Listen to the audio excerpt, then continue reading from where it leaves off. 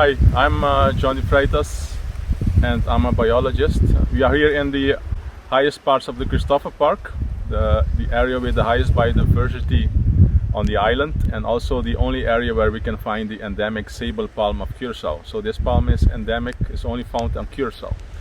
I want to tell you about a survey we of Carmabi did in 2018. We compared the results with another survey, the only other survey that was done in 1978, so 40 years earlier.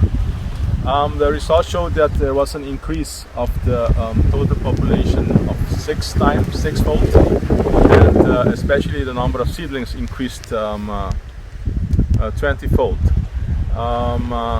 So you can ask yourself what was the cause of this increase of the total population and also of the different categories that we used. We attributed the increase to a goat management program that the management of Christopher Park started in the mid-1980s. It showed that in 1978 the number of feral goats walking and also foraging in the Christopher Park and around the direct surroundings of the park was at least 3,000 animals. And in the course of time those numbers were reduced very strongly. At present there are hardly any goats in the area.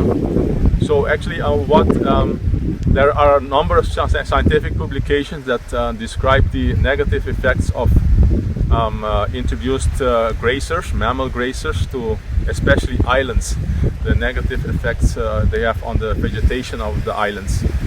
And so that's we consider the cause. Actually, and in the case of the sable palm, we have proof that those feral goats and donkeys, they eat the seedlings and they also trample on the seedlings.